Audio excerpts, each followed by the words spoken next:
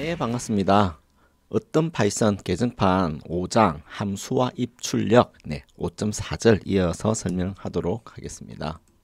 자, 우리가 이번 절에서는요, 리턴을 이용한 결과값 반환 그리고 튜플에 대해서 살펴보도록 하겠습니다. 함수라고 하는 것은 값을 전달받아 가지고요, 어떤 일을 하고 나서 그 결과를 돌려주는 그런 역할을 합니다. 그래서 비유를 하자면 사과를 넣어서 이 사과를 갈아가지고 사과 주스를 얻는 그런 일을 하는 기계에 비유를 할 수 있죠.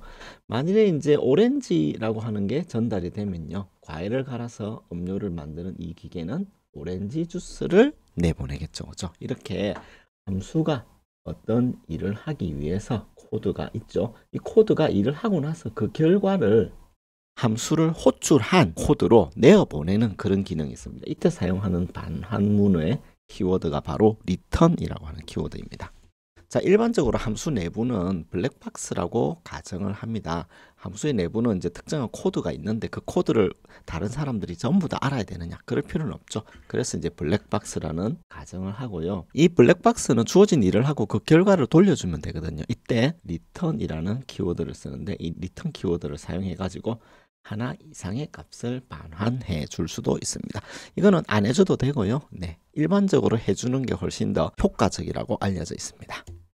자, 그러면 우리 한번 봅시다. getSum이라는 함수가 있죠. 이 함수는 AB를 입력받습니다. 그리고 그 AB의 합을 구해가지고 리절트에 넣고 return이라고 하는 키워드를 통해서 리절트를 돌려줍니다. 그리고 나서 getSum 10, 20을 넣고요. 그게 리턴을 받아오게 되면 30이 리턴 되겠죠. 그 30 값을 n1이 받아오는 것입니다. 만일에 getSum에 100과 200이 들어오게 되면요, 300이 들어가겠죠. 그래서 이거는 n2가 값을 받아올 수 있는 겁니다. 그래서 n1, n2를 출력하면 각각 30과 300이 되는 것이죠. 그죠? 자, 리턴을 사용해 가지고 반환할 때는 리턴문 다음에 이런 수식이 바로 와도 됩니다. 그래서 그러면 조금 더 코드가 이제 컴팩트해지겠죠. 그래서 두 가지의 방법은 모두 동일합니다. 만일에 앞서 봤던 근의 공식을 구하는 함수를 살펴보면 근의 공식은 일반적으로 근이 두 개죠. 그래서 R1, R2가 있습니다. 그러니까 그때는 R1과 R2를 구해가지고 리턴에서도 R1하고 쉼표 R2를 해주는 거죠. 그러면 두 개의 근 R1, R2가 반환이 됩니다. 두 개의 근이 반환되니까 그거를 받아올 적에도 result1, result2 이런 변수에 받아오면 각각 R1, R2 값이 들어가겠죠. 그렇죠? 그래서 해가 2.0 또는 마이너스 4.0 이라는 결과 값이 나올 수가 있습니다. 네, 이것을 이용해서 원의 면적과 둘레를 반환하는 함수를 만들어 볼 수 있겠죠. 그죠? 함수의 이름은 circle area circum 그리고 입력으로 radius를 주고요. 반환값은 area와 circum 이렇게 두 개 값을 반환하도록 하는 겁니다. 그러면 이제 원의 면적과 원의 둘레를 반환받아 가지고 출력하는 이런 일을 하는 함수가 되겠죠. 그죠?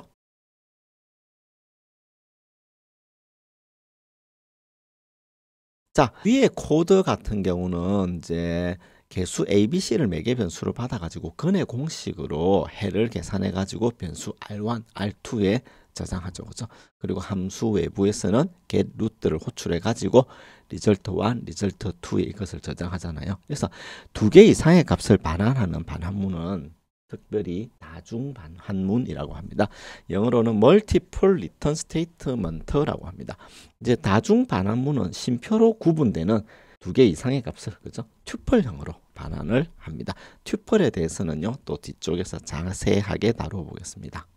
만일에 이제 다수의 결과를 반환하는 함수를 만들 적에 3의 배수를 4개 반환하라. 그러면 이 multiplies 3하고 4 이게 있으면요, 3의 배수 4개를 3, 6, 9, 11을 반환하기 위해서 요 반환 값을 받아오는 변수를 4개를 줄 수 있겠죠. multiplies 해가지고 얘는 2하고 5죠. 얘는 5개를 반환하네요. 그죠? 그럼 5개를 반환하는 것을 만들어 가지고 구현해 볼 수도 있겠죠.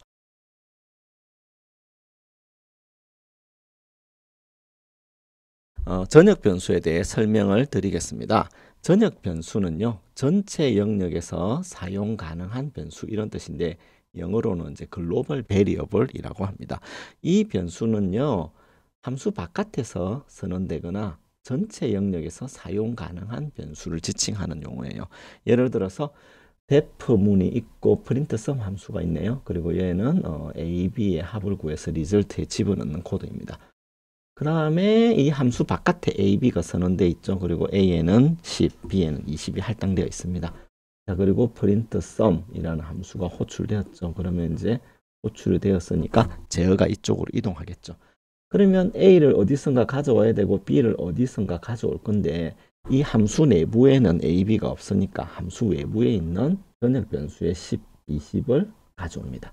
즉, 이 상자의 전체 네모 상자를 코드라고 할 때 printSum이라는 함수는 A, B를 코드에 있는 정수 객체인 10, 20을 참조하는 그런 형상을 하고 있는 거죠.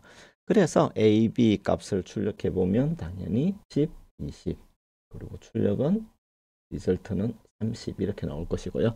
함수 바깥에서도 역시 리절트 값을 구했죠. 그죠? 그래서 A, B 출력하면 여기서도 10, 20, 30 이와 같은 출력이 이루어지는 그런 결과를 볼 수가 있습니다.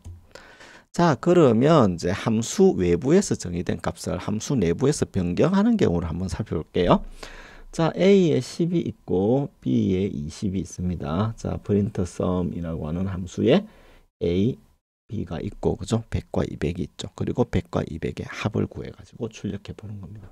당연히 이 A는요, 가장 가까이에 선언되어 있는 얘를 가져오겠죠. 그러면 100. B도 가장 가까이에 있는 선언문을 참조하니까 얘는 200. 한번 이렇게 되는 거죠. 그죠? 자, 함수 외부에서 정의되어 있지만 함수 내부에서 얘를 100과 200으로 쓰고 있죠. 그러니까 함수 내부에 있는 값을 가져오게 됩니다. 자, 그러면 이제 조금 더 어려운 코드를 살펴볼게요. 여기서부터 뭐 여기까지는 비슷한데 문제는 함수 외부에서 그러면 리절트 A 플러스 B 이렇게 했을 때 이 A, B는 어디서 가져오느냐 이거죠. 그죠? 이 A는 가장 가까이에 선언되어 있는 거 봤더니 얘네요. 그죠? 10.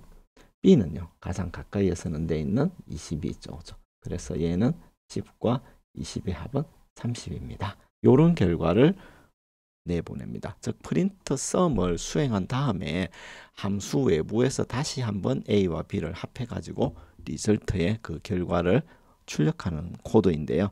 우리가 여기 보시다시피 A, B 리절트가 함수 외부의 변수가 각각 별개의 값이죠. 즉 별개의 메모리에 존재하는 그런 것을 볼 수 있습니다. 자, 그래서 우리가 이제 이 코드를 정리를 해보면 이 파이썬 스크립트 파일 안에 A, B는 10과 20을 참조하고 있는데 printSum이라는 함수 안에서 A, B는 각각 100과 200이라는 값을 참조하고 있죠. 그래서 이 printSum이라는 함수에서 사용되는 변수인 A, B를 지역 변수라고 합니다. 반면에 코드 전역에서 사용되는 변수 A, B를요, 전역 변수라고 합니다. 그러니까 이름이 같기는 하지만 이게 전역 변수인지 지역 변수인지 따라 가지고 얘가 실제로 사용하는 값이 달라지는 것입니다. 지역 변수, 영어로는 local variable이라고 합니다. 그리고 어떤 변수 값이 실제 자료 값을 가리키는 것을 참조, 영어로 reference라는 용어를 쓰는 거죠. 자, 그러면 이제 이런 경우가 있겠죠. 나는 지역 변수를 쓰지 않고 함수 안에서 전역 변수를 가져다 쓸래. 그때 사용하는 키워드가 바로 글로벌이라는 키워드입니다. 글로벌 A, B를 선언하게 되면요. 이 A, B는 별도의 메모리에 만드는 것이 아니고 여기 우리 파이썬 스크립트 파일에 전역 변수 A, B가 있죠. 이 전역 변수 A, B를 함수 내부인 A, B가 참조를 하는 것입니다. 그래 가지고 함수 내부에서 100, 200 이렇게 값을 바꾸죠. 그러면 원래 있던 100은 원래 있던 10은 100으로 원래 있던 20은 200으로 그 값이 바뀌게 됩니다. 즉 전역 변수를 사용했기 때문에 전역 변수 값이 바뀌는 거죠. 자, 이렇게 되면 A, B는 끼어진 결과값 100과 200을 가져오겠죠. 그래서 출력되는 A, 출력되는 B 값이 각각 100과 200 이렇게 출력이 되는 것을 볼 수 있습니다. 그런데 주의하실 점은 글로벌 A 이꼴 100 이렇게는 쓸 수 없습니다. 글로벌은 반드시 글로벌 변수 이름 해서 내가 글로벌 변수를 어떤 걸 쓰겠다라는 선언만 해주셔야 되고 할당은 할 수가 없습니다. 글로벌을 쓰실 때는 이 점에 유의를 하셔야 됩니다. 자, 전역 변수를 쓰는 거는 이제 파이썬뿐만 아니라 많은 프로그래밍 언어에서도 지원을 하지만 얘가 나쁜 습관입니다. 왜냐? 변수라고 하는 것은 어떤 목적에 맞게 써야 되는데 함수는 그 함수에서 사용되는 딱 블랙박스처럼 그 함수가 일을 하고 그 결과를 돌려주고 이렇게 끝을 내야 되는데 함수가 전역 변수를 다 건드려 버리면 이 함수들이 수천 수백 개가 될 때 전체 코드에서 어디서 전역 변수가 바뀌었는지를 알 수가 없죠. 그래서 전역 변수를 많이 쓰는 경우는 에러의 주요 원인이 됩니다. 그렇지만 이제 전역 상수라고 하는 것은 프로그램의 필요상 꼭 쓰기도 합니다. 그 경우는 글로벌 밸류 이렇게 해가지고 대문자 표기를 해서 사용하게 되면 요긴하게 쓸 수 있습니다. 요 변수는 1024를 가리키는 거구나. 그리고 이 함수 안에서 1024에다가 100을 곱해야지. 뭐 이런 식으로 쓸 수 있는 거죠. 그 다음에 이제 수학 연산에 사용되는 매스 모듈이 있는데 원주율, 파이, 오일러 상수 2 이런 것들 있죠. 이런 것들은 이제 상수값, 불변의 값이죠. 네, 그런 경우는 이제 예외적으로 소문자 표기도 하지만 대부분 글로벌 변수는 대문자 표기를 쓰게 됩니다. 자, 그러면 이제 조금 더 어려운 케이스인데요. 인자를 빠뜨리는 경우 어떻게 되느냐 봅시다. 프린트 스타 해가지고 n 해서 우리가 n 줄만큼 별표를 출력하는 코드를 이미 살펴봤는데요. 여기에 보니까 인자가 없죠. 그러면 type error print star missing one required positional argument n 이런 에러가 뜹니다. 그렇죠? 자, 인자가 없으니까 당연히 에러가 뜨겠죠. 그렇죠? 자, 이때 어떻게 해주냐면은 n 이꼴 1 이렇게 해줍니다. 그러면 프린트 스타 해가지고 인자를 안 써주죠. 그러면 이 디폴트 값 1이 자동으로 할당됩니다. 그래서 for underscore in range n에 1이 자동으로 들어가지는 거죠. 자, 이런 디폴트 값을 쓰시면 코드를 매우 편리하게 이렇게 짤 수가 있습니다. 함수에는요, 특정한 작업을 위임하기 위해서 정확한 인자를 넣어줘야 되죠. 그죠? 그렇지만 이제 에러를 예방하고 좀 더 유연성 있는 작업을 할 때는 디폴트 값을 주는 게 좋아요. 그래서 사용하는 게 디폴트 인자. 영어로는 디폴트 아규먼트라고 합니다. 어떤 매개 변수에다가 어사인먼트 1과 같은 디폴트 값을 주면 되는 거죠. 그죠? 자, 그러면 이제 이와 같은 디폴트 인자를 쓰는 멋진 코드를 살펴봤는데요. 프린트 스타 만일에 2를 주면 어떻게 될까요? 2를 주게 되면요. 디폴트 변수인 n 이꼴 1 할당문 있죠. 이거는 수행되지 않아요. 그래서 n은 2를 받아오게 되죠. 그렇기 때문에 두 개의 별표 줄이 출력이 됩니다. 만일에 이제 div라고 하는 함수를 만들었고 여기에 a, b 인자를 줬는데 그죠? 요 매개 변수에 2가 있네요. 디폴트 값 2가 있죠. 자, 그러면 div 4 이렇게 줍니다. 그러면 두 번째 인자가 없잖아요.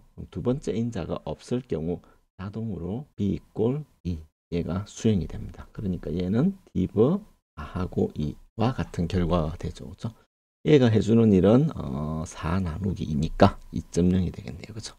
그 다음에 이제 div 6하고 3을 주게 되면요. 역시 A에 6이 들어가고 B에 3이 들어가겠죠. 그래서 결과는 2.0 이렇게 나오게 됩니다.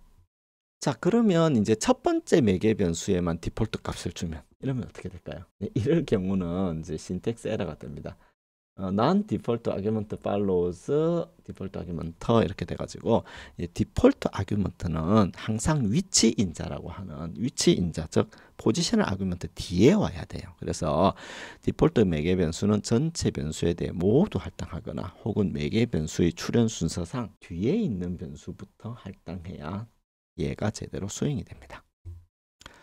그래서 여러분들이 이와 같이 div a는 1, div b 이꼴 2 이와 같이 이제 디폴트 값을 주고 나서 요렇게도 되고 요렇게도 되고 요렇게도 되겠죠. 그죠? 그러면 각각 디폴트 값 1, 2가 들어가고 얘는 4, 2가 들어가겠죠. 그죠? 얘는요. 뭐 그대로 들어가는 거죠. 즉 디폴트 값 1, 2는 무시되는 거죠. 그렇죠? 자, 이런 결과를 볼 수가 있습니다. 한번 실행을 시켜 보도록 하겠습니다. 우선 여기에 이제 디폴트 값으로 두 번째 인자에다가 디폴트를 줬네, 그죠? 이렇게 실행시키면 결과가 나오겠죠, 그죠? 만일에 이제 여기에 첫 번째 거에다가만 인자 디폴트 값을 주고 두 번째 거에다 인자를 안 준다, 그러면 에러가 납니다. 그래서 주의를 하셔야 되고요. 이렇게 두 개를 준다, 그러면 얘는 인자가 없어도 되고 혹은 하나만 있어도 되고 두 개 들어가도 되는데 하나만 있잖아요. 그러면 요 두 번째 있는 요 인자 b 이퀄 2를 여기에 넣어줍니다. 자, 그래서 결과는 이와 같이 되게 됩니다. 키워드 인자라고 해서 2차 방정식에 근을 구하는 공식이 있습니다. get root 해가지고 있었죠, 그죠? 그래서 이 근의 공식을 구해가지고 두 개의 근 R1, R2를 반환하는 코드에서 우리가 1, 2, 3 이렇게 했는데 이렇게 하게 되면 문제가 뭐냐면요. 1, 2, 3이 의미하는 바를 사용자들이 직관적으로 알 수가 없지 않습니까? 그죠? 그래서 기본적으로 1은 A에 할당되고, 그죠? 2는 B에, 마이너스 8은 C에 할당되는데 이렇게 파이썬에서 기본적으로 위치에 따라 가지고 인자가 전달되는 방식을 위치 인자라고 합니다. 포지셔널 아규먼트 라고 하죠. 그래서 위치 인자 전달 방식이 파이썬의 디폴트 방식입니다. 자, 그래서 get root a, b, c가 있을 적에 1, 2, 8이 있으면 각각 1이 a 할당되고 2가 b에, 마이너스 8이 c에 할당되는 거죠. 그죠? 그래서 결과가 이렇게 나오는 거죠. 자, 이때 get root에다가 넘겨줄 때 a에다가는 1을 넣어주고 b에다가는 2를 넣고 c에다가는 마이너스 8을 넣어. 이런 식으로 내가 위치에 상관없이 키워드를 통해 가지고 값을 전달하는 것도 가능합니다. 그렇게 하면 1이 뭔지 2가 뭔지 마이너스 8이 의미하는 바가 각각 A, B, C다. 이런 거를 함수 내부에서 훨씬 명확하게 이렇게 알 수 있고요. 코드를 읽는 사람도 값을 전달할 때 A 값은 마이너스 1을 줬구나. 그리고 B 값은 2를 줬구나. C 값은 마이너스 8을 줬구나. 이런 걸 알 수 있는 거죠. 이제 이렇게 할 때는 A, B, C를 꼭 순서대로 넣지 않아도 됩니다. 그래서 기본적으로 위치 인자 값을 전달하되 키워드를 가지고 전달할 때는 키워드 인자를 통해 가지고 위치에 상관없이 내가 전달하고자 하는 매개 변수에다가 그 값을 알려줄 수가 있는 것입니다. 그래서 키워드 인자를 사용하면 인자의 위치는 중요하지 않다. 이런 특징이 있습니다. 이것도 여러분들이 알아두시면 좋겠네요. 자, 그래서 이렇게 되는데 문제는 키워드 인자하고 위치 인자를 섞어서 쓸 수가 있죠. 그럴 경우에는 반드시 위치 인자가 먼저 나와야 됩니다. 즉 위치 인자가 여기에 A가 먼저 오고요. 그 다음에 B, D 이렇게 와야 되거든요. 그러니까 이 경우는 틀렸습니다. 그래서 이름이 에러가 나고요. 반대로 이 코드가 정상적으로 작동하도록 하려면 get root라고 하고 위치 인자 A에다가 1을 넣어줘. 그 다음에 C에다가는 마이너스 8 넣고 B에다가는 1을 넣어. 이렇게 하면 디폴트로 여기에는 A가 할당되는 거죠. 그렇죠? 그래서 이렇게 여러분들이 쓰셔야만 코드가 잘 동작합니다. 자, 그래서 만일에 위치 인자를 두 개를 주고 싶다. 그러면 위치 인자 두 개 주고 키워드 인자를 그 뒤에 주는 이런 방식도 가능합니다. 자, 키워드 인자를 쓸 때는 이와 같이 쓰면 안 된다는 거. 네, 꼭 기억하시기 바랍니다. 여러분들이 이제 실제 구해 보시면 되는데요. def 펑션 abc 해가 프린트 abc를 하는데 1, 2, 3 그러면 1, 2, 3이 나오겠죠. 그죠? 1을 하고 c 이꼴 2, b 이꼴 3 그러면 1은 a 할당되죠. b는요. 3을 할당받았죠. c는요. 2를 할당받았죠. 그래서 이런 결과가 나오고요. 펑션 1하고 b 이꼴 2, 3 이렇게 하면요. 위치 인자 다음에 키워드 인자가 와야 되는데 키워드 인자 다음에 위치 인자가 왔죠. 그래서 포지셔널 아규먼트 팔로우즈 키워드 아규먼트 해서 에러를 출력하게 됩니다. 그래서 이런 부분들 여러분 주의하셔야 되고요. 그 다음에 이제 직사각형의 원의 면적을 구하는 함수를 여러분들이 만들었다고 칩시다. 그러면 이제 펑션을 만들었는데 펑션의 첫 번째 인자인 이 쉐입이 0이다. 그러면 위드스와 하이트를 곱하고요. 쉐입이 1이다. 그러면 3.14 곱하기 레디우스 제곱을 반환하는 겁니다. 즉 하나는 사각형의 면적을 반환하는 거죠. 그죠? 위드스 하이트. 하나는 R에 대해서 면적을 반환하는 거죠. 이렇게 하려고 그러면 렉트 에리어 해가지고 펑크의 첫 번째 값을 0을 주는 겁니다. 그러면 얘가 실행되는 거죠. 그죠? A, B 0이니까 이 코드가 실행되겠죠. 만일에 1을 주게 되면요. 코드는 얘를 실행하겠죠. 그렇죠? 네, 이런 식으로 여러분이 키워드 인자를 통해 가지고 명령을 주면 조금 더 복잡한 제어가 가능하죠. 그런데 이제 이런 경우 펑션 해가지고 0을 주고 그럼 위드스 하이트를 받아와야 되는데 레디우스는 5를 줬다. 이렇게 하면 이제 문법적 오류는 없지만 이게 논리적 문제가 있죠. 그래서 이런 경우는 원하는 결과를 얻을 수가 없게 됩니다. 그래서 이거는 여러분들이 주의를 하셔야 됩니다. 자, 그래서 키워드 인자를 사용하는 랩 문제가 있으니까 이걸 풀어보시면 여러분 실력 향상에 도움이 될 것 같습니다.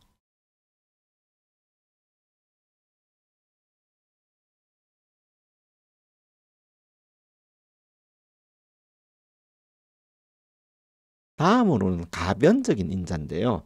안녕하세요. 누구누구 C 이렇게 이제 출력을 하기 위해서 name이라는 매개 변수를 통해 가지고 그 값을 출력하도록 이렇게 짜놨습니다.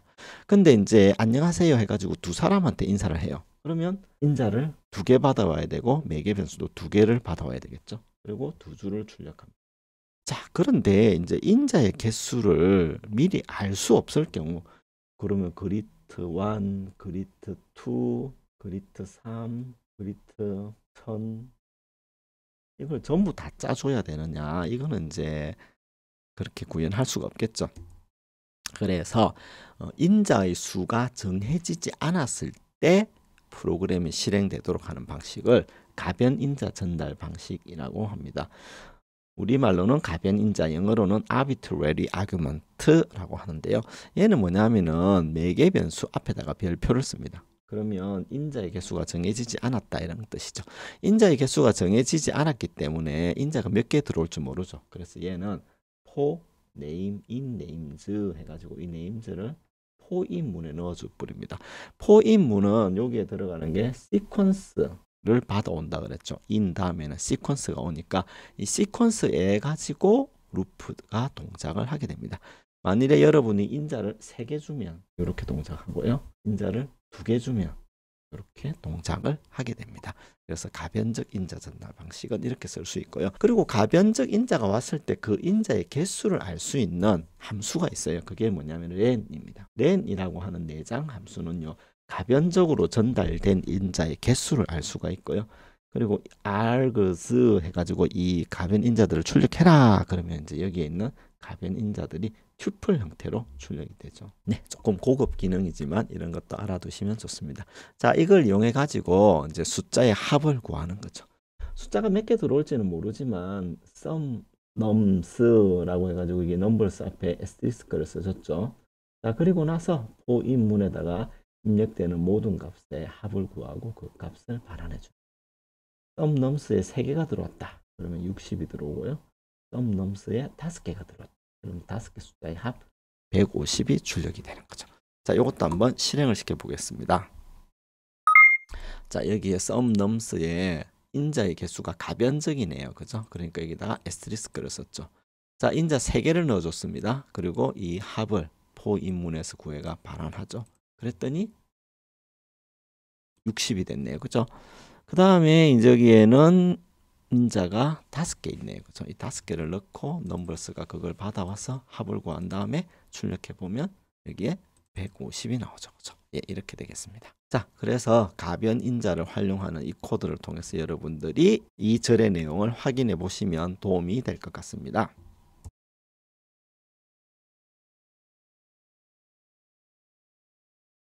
네, 이것으로 강의를 마치겠습니다. 감사합니다.